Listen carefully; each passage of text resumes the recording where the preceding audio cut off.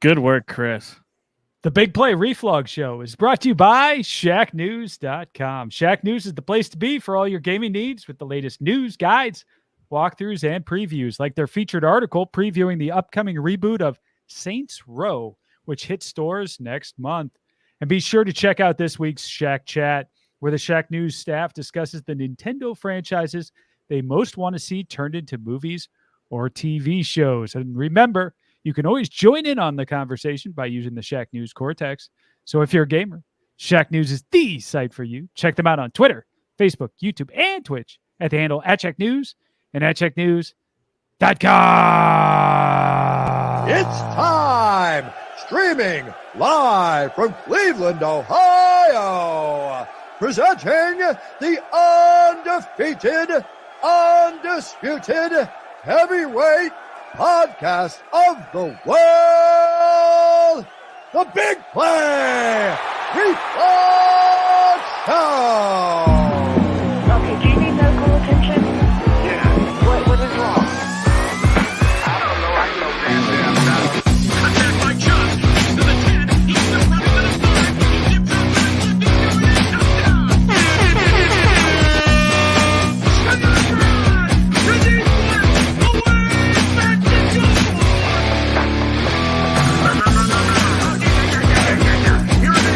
Here it is. You're doing those baseball.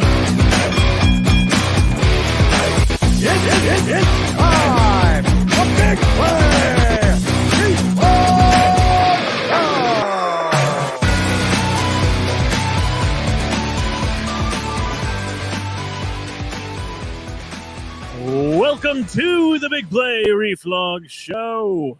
I'm your host, Big Play Dave, alongside Chris McNeil and Gab Cruz. How are we doing, guys?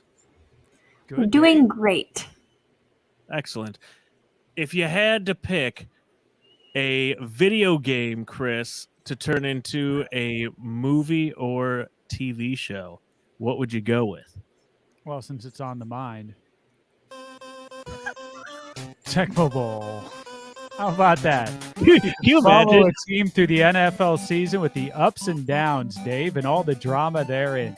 Tecmo Bowl, the next Netflix series coming to a streaming near you. Can you imagine if they did a Browns season and then just a Browns off season, just Tecmo Bowl? That would be awesome. That would be. And then they very just bring fun. back Bo Jackson. It doesn't matter what anybody does because you just have Bo Jackson ripping through everybody.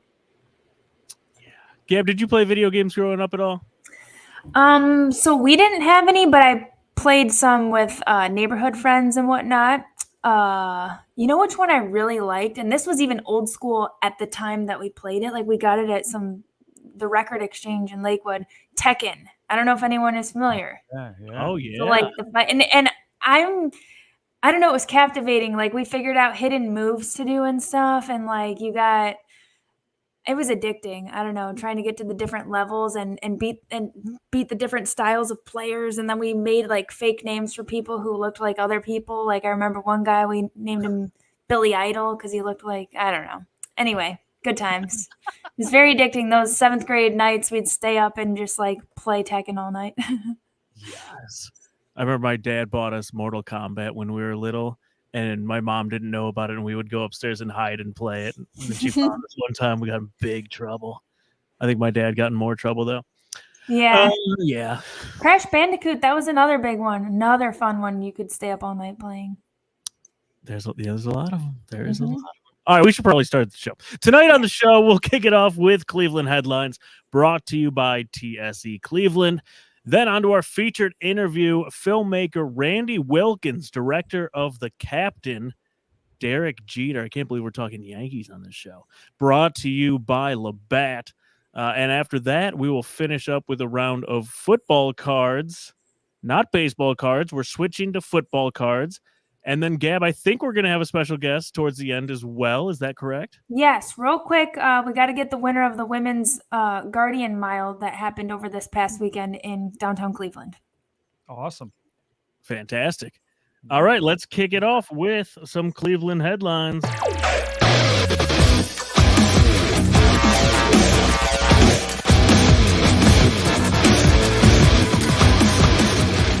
Cleveland headlines are brought to you by our good friends at TSE Cleveland. They've helped us give away a ton of signed Browns merchandise. So make sure you're following them at TSE Cleveland on Twitter and keep an eye out for our show tweets for some weekly giveaways. We might switch that up and start doing one big giveaway a month. I think that would be good. And we definitely need to upgrade that intro graphic there because Baker Mayfield is not on this team anymore. Breaking news. Breaking news. Let's talk some Browns. Nathan Zagura tweeted out, "Oh, baby. Browns training camp starts this week. 2022 season is officially underway. I am beyond pumped. Let's go." Gab, where's your excitement level for this year's training camp? I actually am excited, especially because I've got a really good friend who's a full-timer there, and so I'm a little more invested from like a behind-the-scenes standpoint. Okay. And it sounds like it'll be really exciting to watch all of our different pieces we got going on now. And also it's just always good for the city. Like, you know what I mean? Even if you're not a huge football fan, you got to feel good that everybody's just so excited right now and just in that feel good mood. And hopefully Brown's Twitter won't be too ruthless. We got to be excited about this. Right. It's been the longest off season ever, and we've had a lot of long off seasons. Right. So, yeah, I think this is the mark of it actually starting, which is nice. Right. And just like lots of drama and divisive topics and whatnot. And I think that at the end of the day, people just want to see the hometown team do well and just get the sport of football going in this town, you know? Yeah, some actual pads and balls and actually playing the sport would be nice. Yes. Chris, what's your level of excitement for this? You know, I guess I am because football is starting up, but it's basically necessary, but kind of annoying foreplay to the season. I just kind of want to get through it. Let's get to the meat of the schedule. Let's get going. We've got the horses. We know we've got to practice a little bit and we got to get ready, but man, I just want to fast forward. I'm one of those in Madden that fast forwards to the season through the preseason. You skip and, 10 years. And a couple of seasons in, I start fast forwarding just to the playoffs. And, you know, I'd like to be a team that eventually we just fast forward to the playoffs. For right now, I'll take just fast forwarding to the regular season. By the way, what did you think of my boy Josh Rosen joining the squad? He seems like he's just like a cancer to any QB locker room at this point. Which Thought that was perfect. kind of a Bring 'em strange on move. in. What could be the worst that happens, Right. Dave? Hard not. We're just doing the gauntlet. We're assembling all the infinity stones of all the quarterbacks from that draft and seeing how that turns out. We'll snap our fingers at the end. We'll end up with half the number we've got right now, and we'll roll with it. There we go. We do have friend of show, Cade York. We'll watch him kick some bombs. That'll be fun. I think that's going to be one of the biggest storylines of the season is can we make some field goals consistently? Mm-hmm. We'll see. Yeah. You guys going to open practice right this there. year? I can't wait to see all those videos on Twitter of everybody, you know, he missed one from 45 yards out. I don't know. He's looking a little shaky out here today. Oh, God. You know it's coming. Kill me. And rightfully so, though. Yeah. There's been 2 or 3 instances where we thought we figured that position out over the last couple of years after just some horrible luck at that position. It's and done. Book we're it. still Cade here. York's got it. He's got it locked up for the next 15 years. He's Phil Dawson's, you know, protege. He's going to be fine. He's Phil Dawson's protege. He's like, I guess I have to call Phil Dawson now that I'm here, huh? That's right. Yep, he's under Phil's wing. He'll be fine. Let's go. Yeah, Chris, do you go to any training camp or anything like that? I haven't in years. Yeah, they usually do one like scrimmage thing at the stadium, and I'll bring the kids to that. I've done that the last couple of years, where they have like a quote unquote game and they try and simulate some things. And I've gone to that. But in terms of regular training camp, I haven't been in years. Gab, do you ever go down to anything? I haven't, but I would actually really be interested to check it out this year. See what the vibe is like and see it in person. I'm surprised I haven't been, but yeah, I definitely want to make it. Yeah, I mean, it's just Browns players practicing, so I mean, it's not like anything thrilling, but if it's anything like, like spring training though, it's that casual vibe, and I don't know, you feel like you're getting a sneak peek. It's fun. It's a community thing too. It's like fun to go with people and just a relaxed atmosphere. That's right. Yeah, have some football. That is nice. All right, let's switch gears to baseball real quick. Casey Drotter tweeted this out. He said, it's going to be fascinating to see what the Guardians, a team that essentially has to buy at the deadline no matter the scenario, does with Ahmed Rosario. I thought that was kind of a weird tweet. We should be buyers. Do you think that we actually will be buyers at the deadline? Man, it's such a tough question to answer. Never know.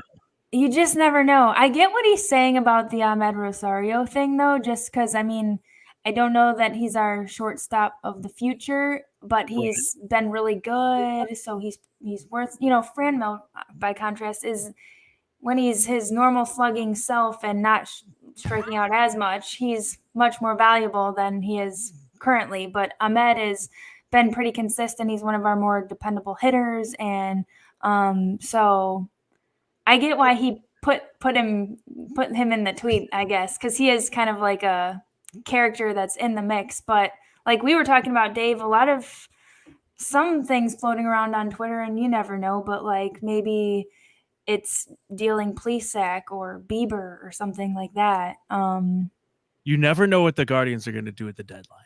Yeah, and to be fair, I mean, I think a lot of people, even us as onlookers, are like, yeah, what do you do? So I'm sure they have their hands full too, the front office. What's interesting is all these conflicting thoughts too, because you mentioned getting rid of Plesac or maybe Bieber, because maybe you can get something there. We also could use another starting pitcher, I think. We trade two starting pitchers and get a starting pitcher. Right. Yeah. And then we need some help in the outfield. We need a bat, So I don't know. It's very interesting to see. I think that we're a little bit ahead of schedule, and I don't think that this team is going to want to jump and pay a lot. So we'll be buyers, but I think we'll be buyers at the dollar store on this particular. Yeah, I'm with you. Don't you think they'll be kind of like the Cavs? Like they're a little bit ahead of expectations. They're super young. They're just going to roll with it. Right. I don't see them doing anything. They're going to stick to their plan, Dave. They're going to stick to their plan. Stick to the board. We need one of those trades where we get Karis LeVert and we trade Ricky Rubio and we get Ricky Rubio back, and then we also get the first round pick back. do one of those in Guardians front office. That would be nice. Let's see if Altman can help somebody over there. Show them. Yeah. Gab, what do you think the biggest need is? That's tough. Right? I know we keep talking about the outfield and stuff, but motivational coach for Franmil? Yeah, it's like we need hitting, but it's also, I feel like and I could be wrong, it could just be an opinion, but I mean, I still feel like our starting pitching could really be even more. I don't know. Maybe I'm expecting more out of Bieber, and Tristan's been awesome. I could see, or like definitely bullpen help. I would say that because, those guys need some help. It's like the classic, like we need hitting and we need the pitching help. So we're 3 games out. We need a little bit of everything. We kind of, right? We need a little pepper, a little sprinkle of everything. All right, let's switch gears. We're going to go from the Guardians to the Yankees, which we have never done on this show. Never. Oh. No, we haven't. Although, if you've watched the documentary, a lot of that deals with the team we used to call the Indians.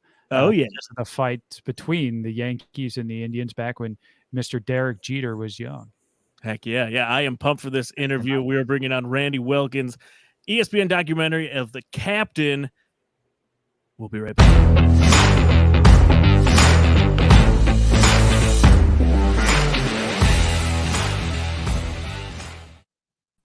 All right, on the line, the Labatt Blue Line, we have filmmaker and director of the new ESPN documentary, The Captain with Derek Jeter, Randy Wilkins. Randy, welcome to the Big Play Reflog Show, my friend. How are you? I'm doing well. Thank you for having me. I appreciate it. I know I'm a little bit in enemy territory right I'm now. not seeing so anything I there on appreciate my you end, Dave. Oh, yeah. Yes, you are. What's that, Chris? Oh, I can't hear him or see him. Well, I can. Maybe it's a me issue. Yeah, I got him. Oh, okay. Chris is our tech expert, Randy. So I'm going to go ahead and see. hop I off. see. I'll hop back on and see if that helps. yeah, Randy, we wouldn't mind as much if we could beat you guys at some point, but that's beside the point. We want to talk about the captain. How did you get involved in this project? This is a very cool concept, especially kind of coming off The Last Dance that a lot of people tuned in with MJ. How'd you get involved with the captain? Well, it goes back to my relationship with Spike Lee. I've known Spike for pretty much my entire adult life. He was my professor at NYU graduate film. And I've been with Spike for close to 20 years now, I think, maybe a little less. And I started off as an editorial PA on Inside Man way back in 2004 and worked my way up and ended up being one of his editors. But I was always directing. I got into film to be a director. And Derek and Spike are pretty close. And the story that I've been told is that if Derek had ever decided to do something like this, he wanted Spike to direct it. And he approached Spike, and Spike had prior commitments, but he told Derek that he had the perfect guy. And that perfect guy was me. And just went from there, met Derek, and we hit it off as if we had known each other for 10 years. We met back in June of 2020, right when the pandemic was really like raging and we were still adjusting to a new way of life. And yeah, it was tremendous, great moment for me, and here we are. So did That's you grow up a awesome. Yankees fan? Yes, I'm definitely a Yankees fan. I grew up in the Bronx. I'm born and raised. I didn't live too far away from the stadium. The Bronx is a little bit larger than people realize. So I was on one end of the borough and they were on the complete opposite end. But yeah, that's my team. Obsessed with them. So yeah, always been a Yankees fan. So what was that like? I mean, obviously meeting Derek Jeter as a diehard Yankees fan, not only meeting him, but getting to actually work with him. Like, what was that feeling like? Oh, it was incredible. I met him over Zoom. Actually, this is interesting. The premiere of The Captain on ESPN was July 18th, when the Home Run Derby happened for All-Star Week. And I met Derek literally 2 years to the day prior, on July 18th, 2020. So I met him over Zoom. And like I said, it felt like I had known him for 10 years already. I mean, he was incredibly open and engaging and just like laid back.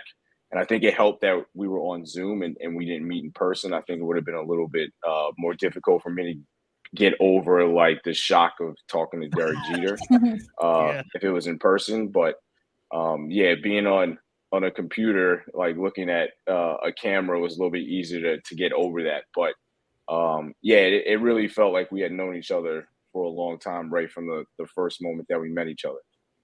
So cool. So Yeah. For those unfamiliar or who haven't seen it, can you give us like a 30-second, elevator? What can people expect? Yeah, I mean, The Captain is basically the story of the man behind the pinstripes and his journey from becoming a young man in Kalamazoo, Michigan, and becoming the star of the New York Yankees during the height of their run in recent times. So We get into race, we get into family, celebrity culture. This is something that's dynamic that goes beyond just like Yankees highlights. This isn't a Yankeeography. This is really an in-depth breakdown of the man behind the jersey, and also a little bit about like where we are as a country and a society, and where New York was during that time as well. So, and we wanted to make sure that everybody could see it. Like, it's not just for Yankees fans; it's for everybody. Like there's a lot of things that we can connect to with Derek Jeter that go beyond our fan allegiance. So that's what the film is about. And I'll echo that, because having watched both of these, there's been two that have been released so far.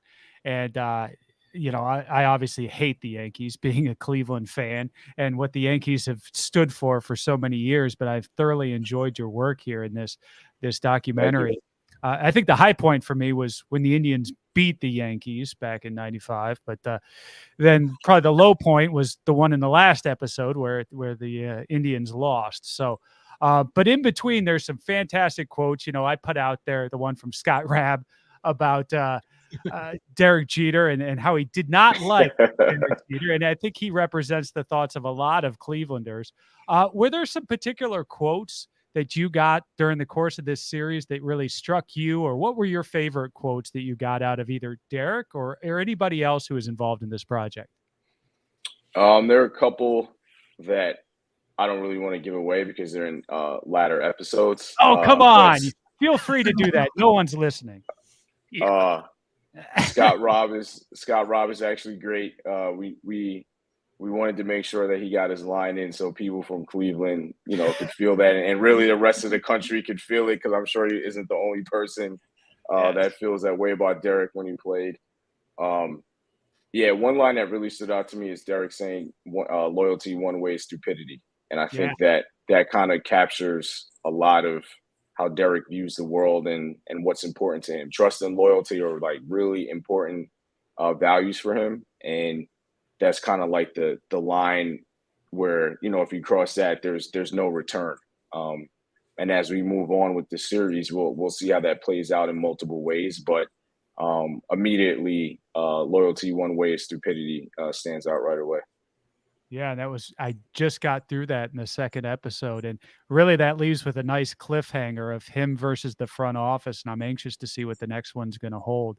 But taking us back to that first episode, he did a really nice job of painting the story of him growing up in Kalamazoo, Michigan, and his parents, his mom was white, his dad was black, some of the challenges there. How important was it for you to talk to Derek about his childhood, growing up, what formed him, and how willing was he to kind of open the book on Derek Jeter? Oh, it was crucial. I mean, I think if we're trying to accomplish this goal of revealing a man behind that number 2 jersey, we have to talk about his upbringing and how that influenced the way that he viewed the world and how the world viewed him, quite honestly. So it's crucial. We will continue to talk about it throughout the series.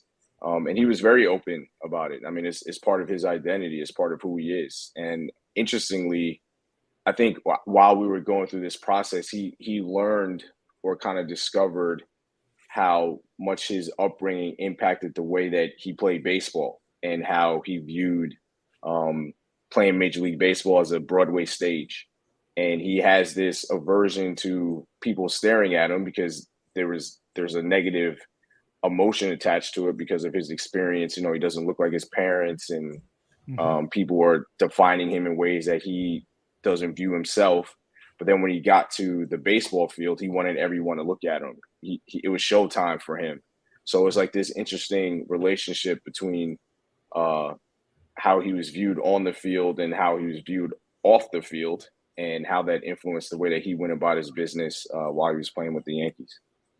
And how about that footage? Some of the more memorable footage, I'd say, from the first couple was really the footage around his draft, where he's there in his living room. He's waiting to be drafted. He's expecting to go either 1 or 5. Finds out he's not in the top 5. Didn't realize the Yankees were drafting 6. And then, of course, they take Derek Jeter. The person announcing it didn't even pronounce his name quite correctly, or they didn't type it in right. I mean, there was a lot to that. How did you come about getting that footage? And did Derek kind of rediscover that footage? Did he watch it himself and kind of, was it taking him back, or is it something that was top of mind for him? So the home footage came from his family. His sister Charlie did a great job of rounding up a lot of photos and home videos that we were allowed to use. The family gave us permission to use it. So that came from the family, which obviously was gold. I mean, I don't think many people have ever seen that footage before. No. And just kind of like, it seems like Derek was in shock the entire time. One, that he wasn't picked earlier, and then like even more shocked that he's going to the Yankees. And, you know, everybody's excited, and he kind of looks like, you know, what's going on here? I can't believe this is happening. And then the actual draft room footage came from Major League Baseball. So they had that in their archives. Fortunately, they still had a record of it and still had access to it.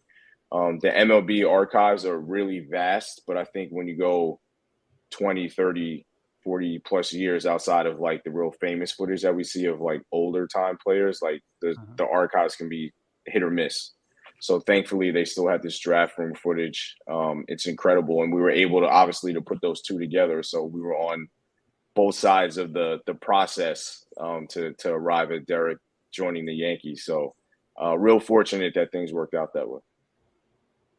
You've had a variety of guests so far, you know, from the front office to rappers to, you know, other teammates of Derek's to other players on other teams. Were any of the guests that you've had or that you're going to have, were they any different in person than what you expected them to be? Oh yeah, a bunch of them. Roger Clemens was so much more engaging than I thought he was going to be. I mean, I thought it was going to be fine as an interview, but he was like awesome off camera.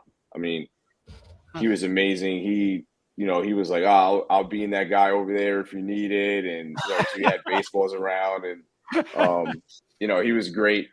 Jimmy Rollins, who will be in episode 6, was tremendous. I mean, he seemed like the most down-to-earth, regular, like, star athlete I've ever been around. Like, we were, like, hanging out with him after the interview, eating ribs for lunch.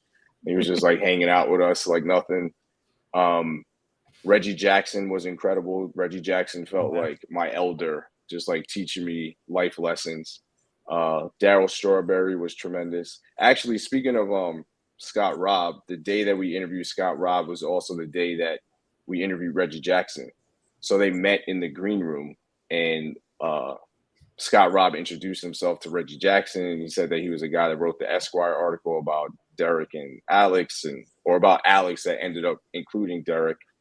And Reggie Jackson just started cursing him out. You know, he was like the enemy all of a sudden. And Scott Robb is there, and he's just taking it. He has like the biggest smile on his face, and he's just like loving it. Man, I'm like getting cursed out by Reggie Jackson. It's like the greatest day of my life. So we've had interactions like that. I mean, the list goes on, but we were very blessed to have so many people be a part of it, and they were great. Michael Jordan. I mean, there's nothing. I know that he might not be the most popular person in Cleveland, but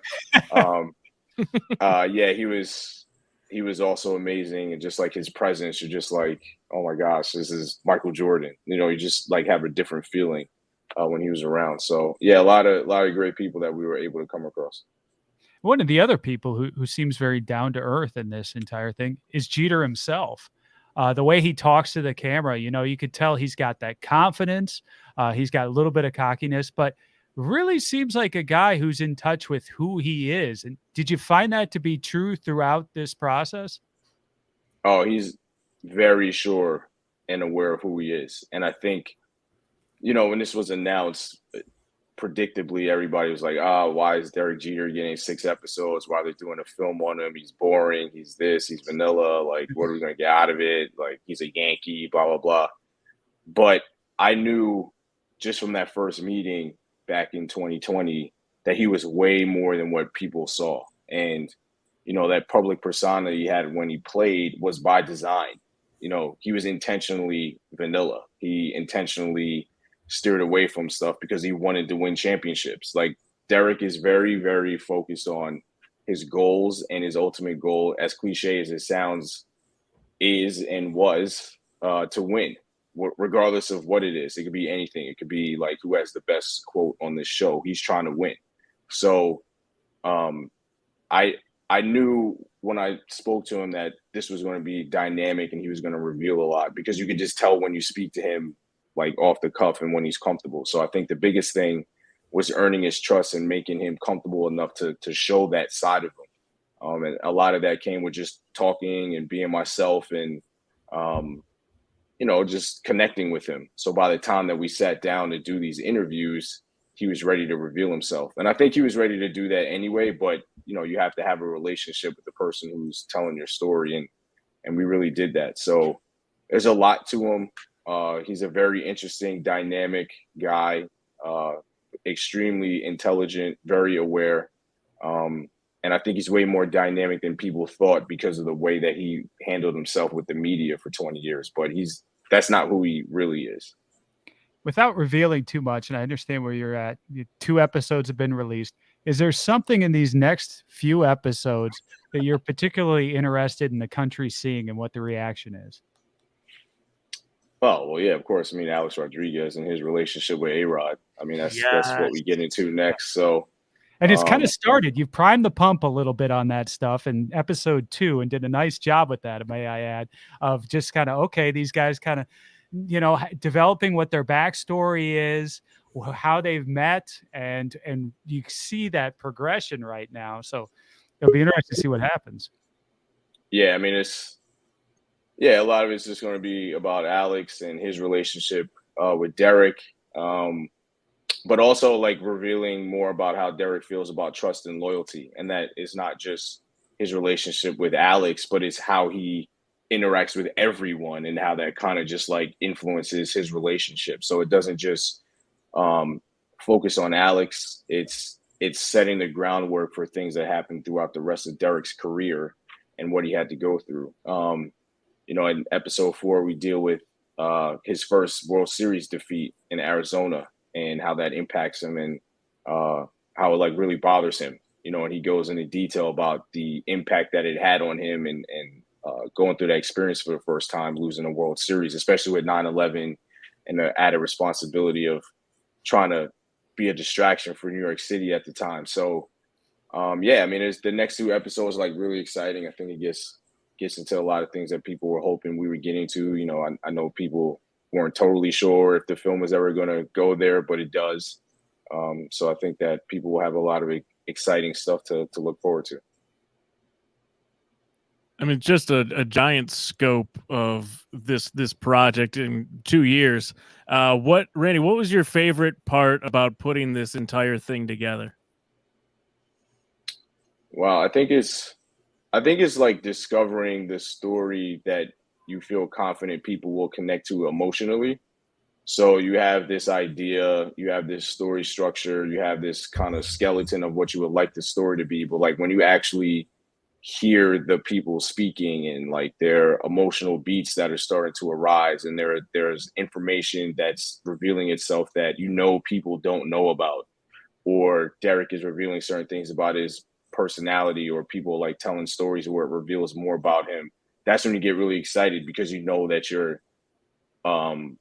that you're breaking this myth that people have about Derek.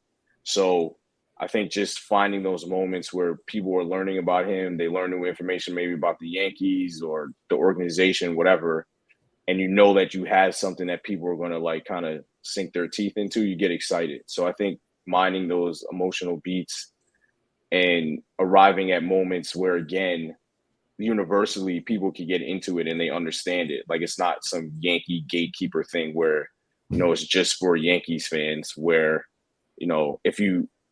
if you weren't a part of that fandom, you can't access it. It's supposed to be universal. It's not treated like a Yankeeography. So I think when you have those moments and then you can build on them and set them up and pay them off, that's when you get excited as a storyteller, because you're telling this like very wide-ranging but in-depth story about a man in the world around him. All right, so which iconic Cleveland athlete are you going to do your next film on? Is it going to be like Johnny Manziel, or you want to go like Colt McCoy, or You guys tell me. What do you guys want? You know, Let's get a Joe Thomas one. Let's get a No, Joe do Thomas. it Nick Okay. Chubb. Nick Chubb. If you could Nick make Chubb. Nick Yeah. Chubb If a you can dynamic character that Yeah. really catches the attention of everybody and not just a fantastic running back, that'd be a director's ultimate challenge.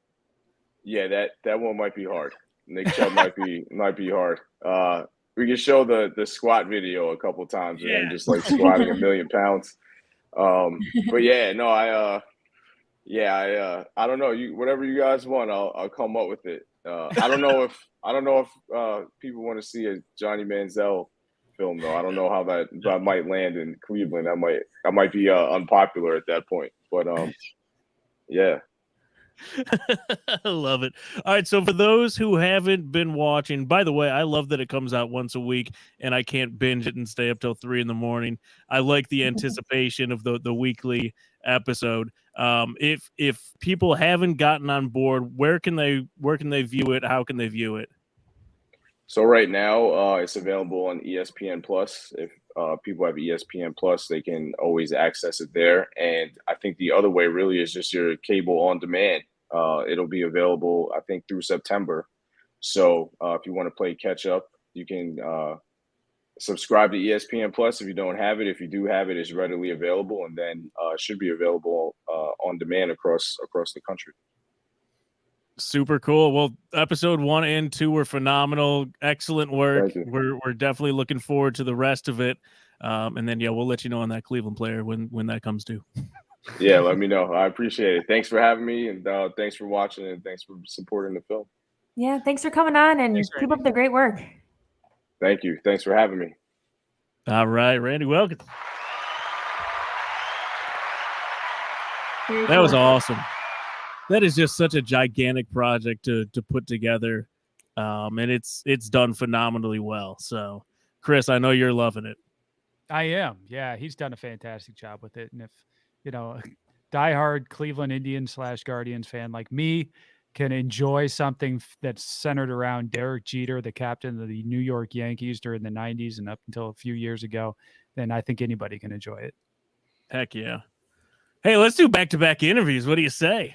Let's do it. Do it. Well, I'm going to get the music so we're pumped up again. Here we go.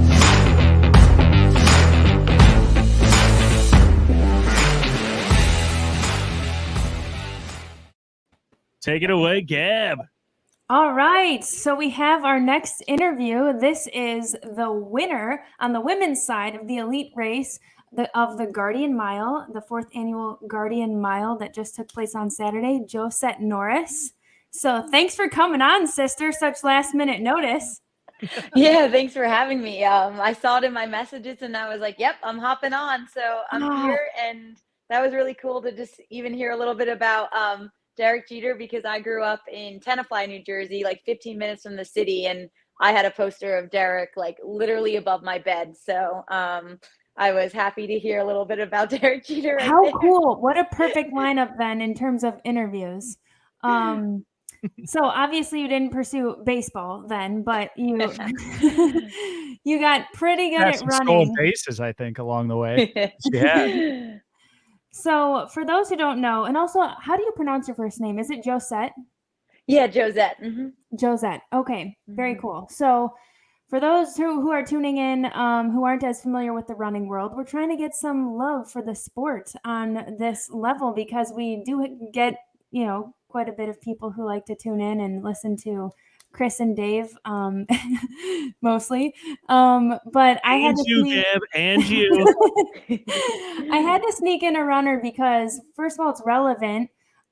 Your time, by the way, was 4:19.66. So in a road mile, and part of it, I mean, there was a downhill at the end, but it's a little uphill too.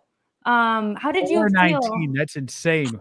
We were Yes. talking about how proud I was with my Firecracker 5. 18 miles. That was I by was. far and away my best ever run. We were 18 hyping you up over your Firecracker 5. You should definitely still be proud, Chris. See, I But had to wedge that in here. Sorry. I think this was cool because, well, first of all, that is the fastest mile run in Ohio. So now you've got that checked off of your box. Pretty cool. And let me see. I have some other little stats for you. That's amazing. All right, so ranked 8th in the 1500 in the world currently, finished 5th indoors in the 15, right? Yep, at the World Championship. World Championships, 359, 1500 personal best. Mhm. That is the 10th fastest ever by an American. She runs a 14:51 5K. So these are all just across the board from your mile up to the 5K, really strong performances. What do you think is your best or most favorite event? So I grew up and I loved doing cross country and track, and I definitely focus on the 1500 and the 5,000 meters on the track. And actually, the Guardian Mile was my first ever road mile, so it was really cool. I'd never been to Cleveland, Ohio, and I've never done a road mile before, so I was really excited to make my road mile. My first road mile appearance here, and it was really special to do that. And I think it suited my strengths really well, because I would call myself a strength miler, and a lot of time road races play to the hands of a strength runner. So it was pretty cool to come out there, and it was really unique to be able to run across the bridge. Like you said, the second half is downhill, but that first half is a steady incline. So I think we went out, for a little reference, we went out in a 2:13 like at halfway, and then I came back in a 2:06, so a big negative split. Whew, But yeah, with the it downhill. was really cool to break the 4:20 barrier. I actually ran 4:20 in a track mile a couple months ago in New York City, so to get under it in a road mile was pretty special, and to break the record, it was just a really cool experience. And having everyone line up across the bridge as like we're flying downhill was really special. And I definitely was pumping the arms and the legs in the last like 200 meters to get to that finish line first. So it was really fun. Yes. Didn't you love that aesthetic? Like, more people need to know about this. It's only the 4th Guardian Mile, but it's super cool because it's an evening race. You know, nobody's up at the ass crack of dawn for this. It's like people can actually come and watch. And then there's a community feel, because there's like the community gets to run, and we do different levels, like a masters and a stroller division, and, you know, the high schoolers do one. But what's cool is everyone can line the bridge. The sun is setting, and we're going to watch world-class athletes race across the bridge. It's a really cool, fun atmosphere, and we're super psyched you got to make your debut, a W in Cleveland. Yeah, it was so much fun, and it's really cool because most times, like, road racing is like the early morning, and when you're racing on the track, a lot of the races are at night, and it's like my favorite to run at night. So I was so happy that this race was at night and that everyone could be a part of it. And I went for a run with the community. Like, we did a run with the pros the next day and got to run along the water on the bike path. So it was really cool to be able to get a little taste of Cleveland and run there. And it was a really special event, and I'm looking forward to coming back in the next few years. Awesome. Is there anything special that has changed for you, just becoming a little more into your role as a professional athlete, in terms of training or traveling or diet? Is there any adjustments you've made now getting used to the sport or the professional avenue of it? Yes. So I'm in my 3rd year as a professional. I run for Reebok, and I graduated from Georgetown University in 2019. And it was really crazy to start your professional running career during COVID. Like, so my first year was during COVID. So it really felt like this past year was my first year as a professional. And I was fortunate to have a breakout year and run those times, and finished 5th at this past indoor World Championship. And a lot of that came down to like being patient and working hard and believing in yourself, especially as you get to that next level, whether it was from high school to college to pro. It gets harder and harder as you make those progressions. And it took me a little bit to really feel like I belong on the professional stage as a runner. And I've really worked on my confidence and just believing in myself. And a lot of that comes from like your workouts and the work you're putting in. And I've been able to see huge breakouts this past year, and I'm hoping to keep that going as my professional career keeps growing. Awesome. Yeah, I think that as a runner, you definitely, it's one of those things where not everybody sees what's going on. You just pop up at a race, and it's like whoever shows up and does something cool that day. How do you keep yourself motivated through those grueling workouts? Because they add up, and it's an everyday sacrifice to, in our sport. I feel like it's not one of those things where you can just, stay up all night or get to too many parties or whatever. There is a sacrifice involved. There's definitely a sacrifice. And I would say that running professionally is more like a lifestyle, like everything you do between your workouts and your recovery days and your eating and your fueling. And it's definitely like my day to day. It's a lifestyle of being a professional runner and making sure that you're recovered and training. And it's funny, there's not too much of an off season like other sports. Like we're competing all around like every season, whether it's indoor track or outdoor track. And then even in the fall, that's building up for maybe you're going to do some more road races in the fall. So it feels like a constant thing. And it's really nice. My fiance is also a professional runner. So it's really nice that we have each other in the day to day, because at times it could feel lonely. You have your team if you're with a professional group or if you train alone, but a lot of times you are putting in a lot of miles by yourself. But it's really nice that I have my partner with me to do it together, and we get to travel the world together and go and race and compete. So that makes it really fun and really enjoyable to get to do that together. Awesome. Well, what can we look forward to next from you? What's on your list next? So I'm actually racing in a 1500 in Memphis this upcoming Friday. And then I'm getting ready for a European trip. I'm going to go to Poland the following week and race in the Diamond League circuit. And like the next goal would be to try to make the Diamond League final, which would be in the beginning of September. So hopefully be racing on the circuit in Europe and to get enough points to go compete at the Diamond League final, which I was able to do last year. And I had so much fun traveling and racing. So a couple more weeks of races. And if anyone wants to follow along on my Instagram, I always post about upcoming races and the results. It's at Josette Norris. Perfect. Great. Thanks. You even gave yourself the plug. I was going to say, where can we find you? Because if not, I'll throw it out there. But awesome. Perfect. Well, congratulations again, and crush it in Memphis and beyond. Oh, thank you so much. Thanks for having me. Yeah, no problem. Thanks for coming on. Bye. That's great. Fantastic. Yay. I don't even think I could break an 8-minute. It's incredible. These elite runners, man, oh man, just different. Can you believe it?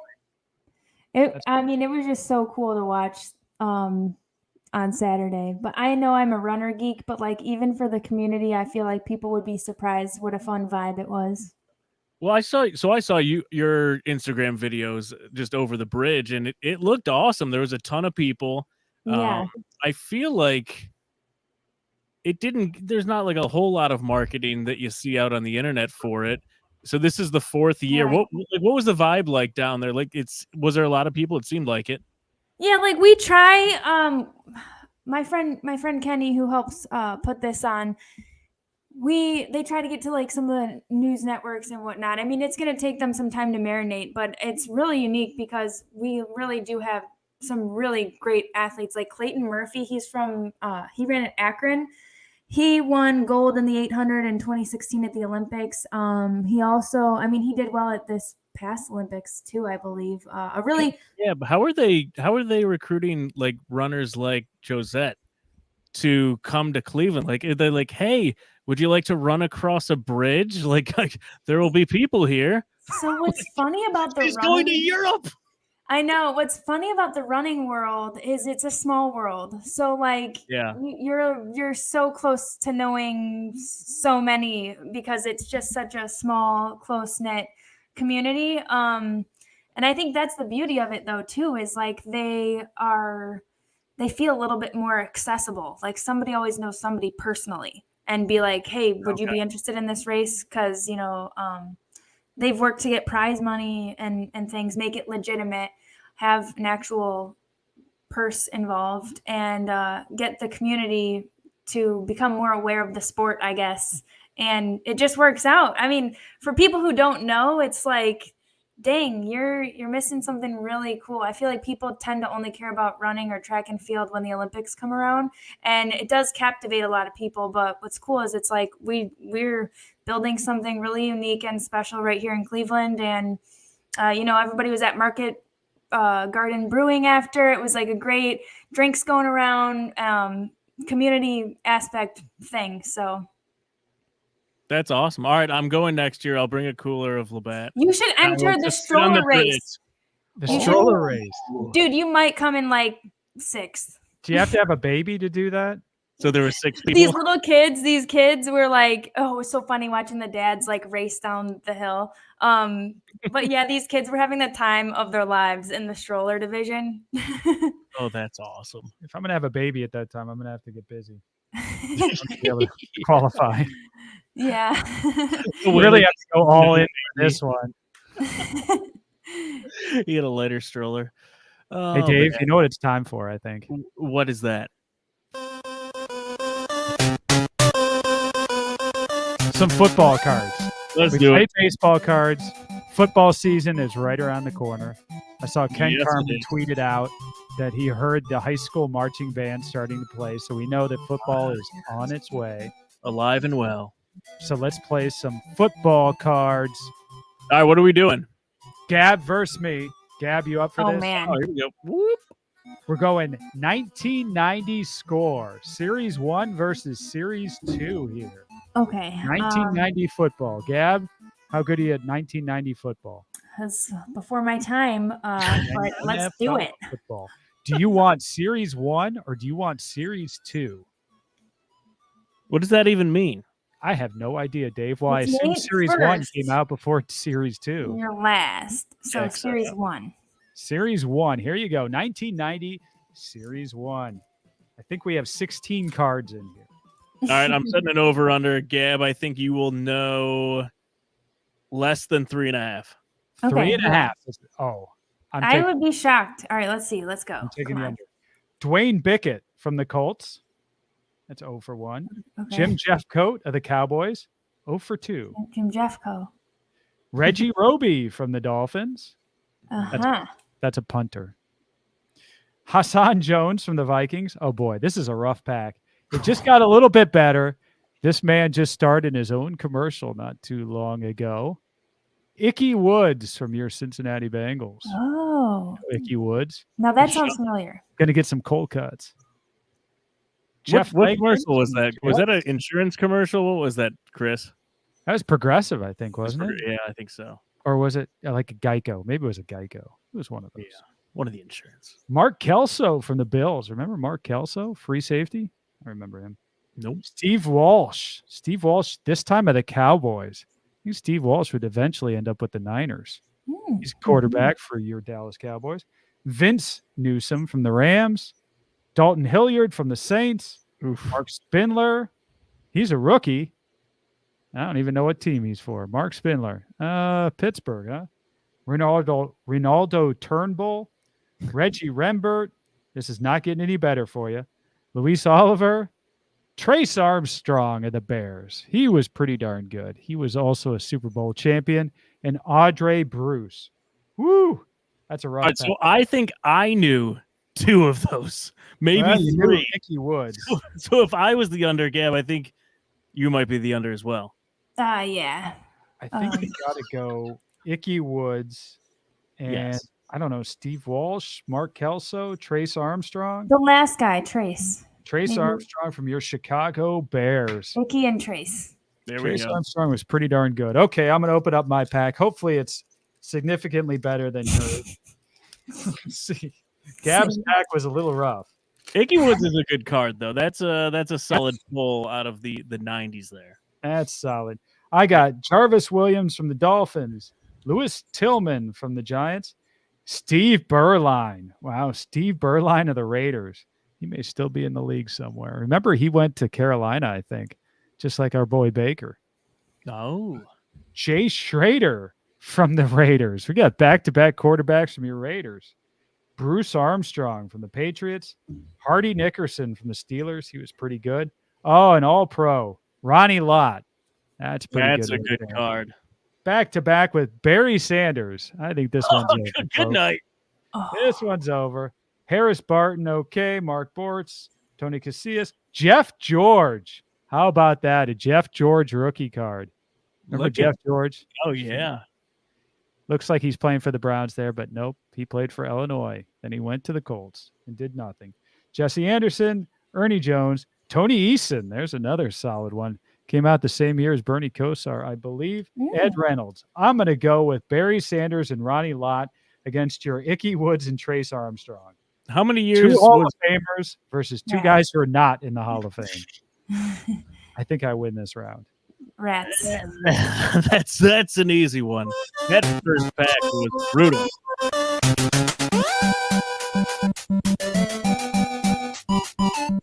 Thanks for playing, Gab. Yeah, thanks for nothing. Do they have runners cards? Maybe I'll have to do elite runners cards. Yeah, we should do that. Elite runners cards. Give you the advantage.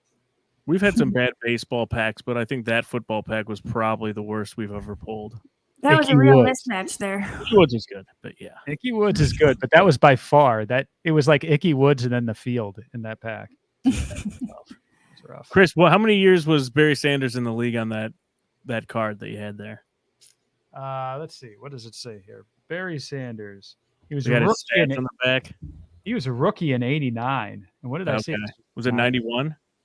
Yeah, Wow. That card might be worth a little money. it might be. He had 14 rushing touchdowns. His rookie year. He got the Heisman Trophy as a junior at Oklahoma State in 1986. 88. That would make more sense. My kids are getting really into like cards now, so like baseball cards, football cards. Yeah. And we found like all of my old ones that I had growing up.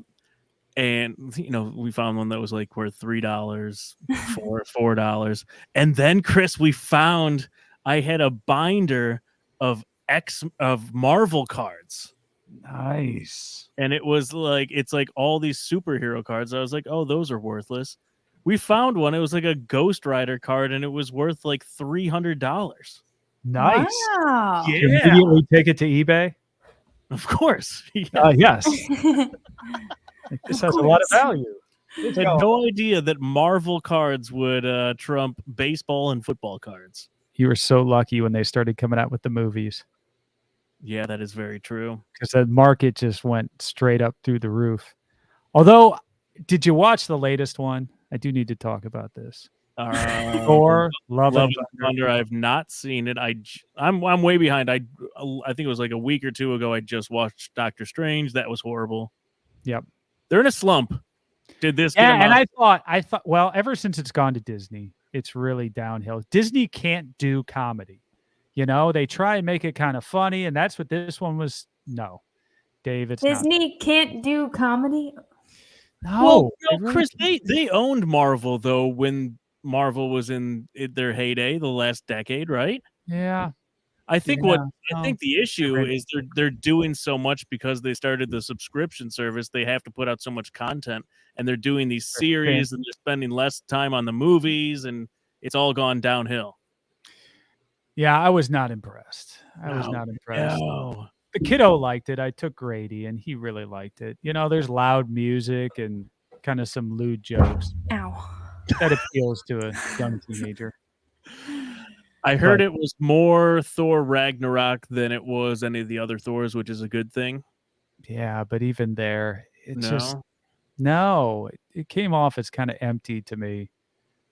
I don't know. I was disappointed because I was excited because this thing came out right around my birthday, and I had that marked on the calendar like that's going to be a fun activity, and I finally got around to it, and it was a disappointment. It was a disappointment. Wakanda Forever is going to be the movie that brings Marvel back. Yeah, I think that could be right. Have you seen the trailer for it? I have. That one could do it. So my summer movies, I've got Maverick, far and away number one, and I didn't even like that as well as other people. I didn't think it was good. It's not as good as people say. Okay. I think, but it's compared to the other movies, the Jurassic Park movie, not good.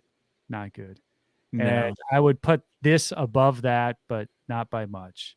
It's bad when it's on Disney Plus with like 3 weeks after it was released in the theater. But I'll tell you, far and away, the worst movie I have seen, and probably not only this summer, in past summers, and for several years, the Bob's Burgers movie. Very, very bad, unfortunately. And I like Bob's Burgers. You didn't like how they got trapped underground and almost Horrible. died? And it's already on a streaming service, to your point. Yes. Did you see the Bob's Burgers movie? I love Bob's Burger, the show. I do too. Did you like Yeah. the movie? It was okay. Yeah, I thought that was horrible. It wasn't good to the show. It wasn't I wasn't expecting much. right. Neither was I, by the way. And I was underwhelmed. I just watched Independence Day 2 for movie night this past weekend. Have you seen that? I have not. I didn't even know they had a second one. I guess it came out like 6-7 years ago. Interesting. Was it good? It was incredible. Incredibly good or Bill incredibly Pullman was in it. interesting? Yes, they had the whole cast except for Will Smith. I think Will Smith is like, nah, I'm not going to do that. It was all right. Men in Black. The third one's going to be the best one, Chris. I can't wait. Like Caddyshack 3. I'm waiting out for that one to come out. Caddyshack 1 came out today on this date in 1980, by the way. Did it really? Wow. There you go. There you go. There's your cinema corner. Can we talk movies every week? I like talking Nice movies. piece of trivia. Yeah. I'm still caught up on the fact that Chris said Disney doesn't know comedy because Disney owns Pixar, and I will have you know. Pixar was Pixar before Disney picked them up. All right, as long as you just differentiate, because They there's a have lot. to buy comedy.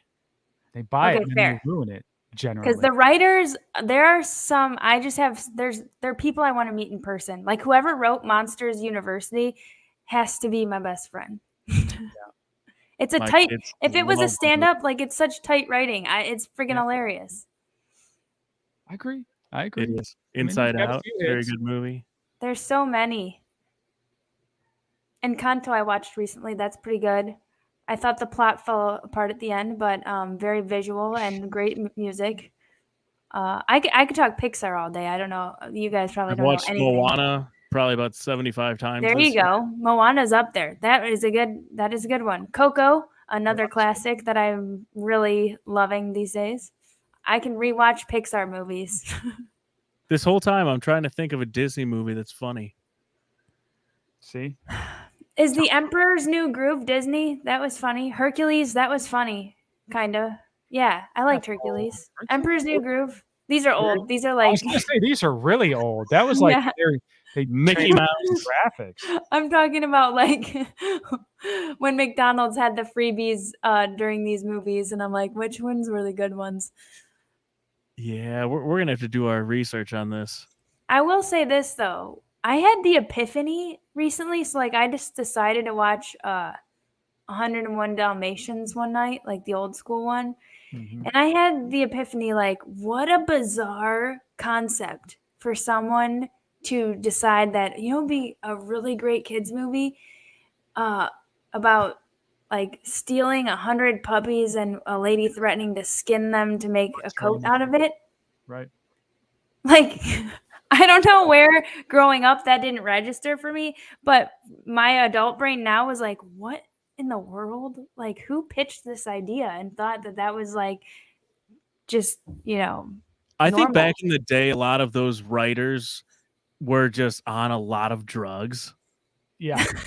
when they came up with some of these ideas. Like, you gotta be guarantee that was the case. 100 Dalmatians and just like, let's skin them. That's what she wants to do. Okay. Disney's like, let's do it. That sounds good. And that's before you went through in front of like test audiences and things like that. That didn't exist. Right. You know, They were just like, those we're doing concepts it. would never test out. You get a room full of more than like 3 people. Somebody's going to be in there going, whoa, wait a second.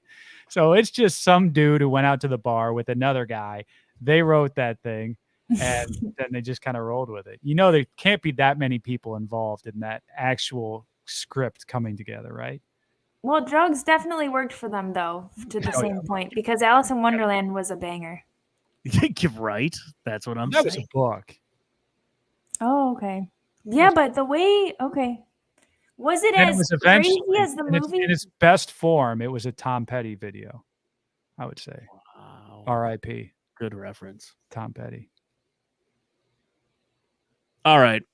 Only thing we didn't get to talk about was Madden ratings. Myles Garrett, 99. Should he have been the first 100, Chris? Of course. Come on. Actually, I'll take that back. I think Devin Hester was 100 in speed. Was he really? I think so. Was Devin I think Hester? I know he was fast. I didn't realize he was. I think they gave him 100 speed back in the day. I think the internet, it was like the early version of Twitter. I think they bullied Madden into giving him 100 speed. God bless the internet. Right? Same people who put Peyton Hillis on the cover of it. Absolutely.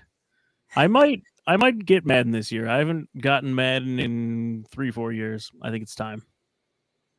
84, Chris. We're an 84, 13th overall. I'll take it. Top half of the league. When's the last time we were in the top half of the league? It's got to be the highest we've ever been, right? Ever been on Madden? I mean, probably. Maybe this Sports Illustrated year, Baker coming off the really strong performance. I think we were like low 80s. I mean, even us being like top. Yeah. I'm thinking back to like our heyday, you know? We're the 13th best team in the league, Chris. Yeah. I'll take it, Dave. Yeah, I think the only gripe I have is Wyatt Teller at 89. Him and Batonio should both be low 90s easy. I agree. What do they have Chubb at? I was just about to ask he's the that. What number was one Nick and Chubb? number 2 back. Nick Chubb is a 96. Okay. That sounds about right. That's But they respectable. take off Yeah. 3 points because he doesn't have that outgoing personality. Is that one? I think so. So. Outgoing personality, 0.0. Toughness, 100. Amari Cooper, 90. That's actually a little higher than I thought he would be. We got a team. Let's go play some football. Can't wait for that regular season.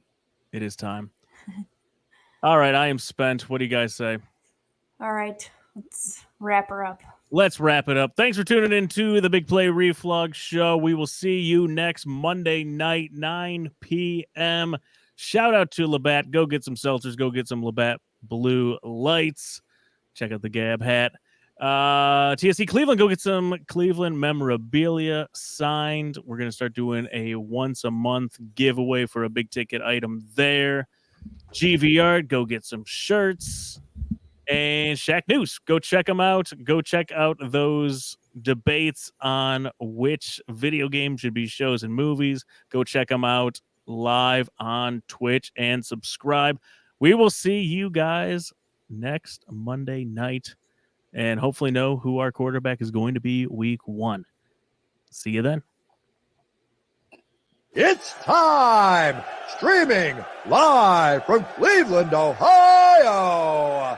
Presenting the undefeated, undisputed heavyweight podcast of the world, The Big Play Reflux Show!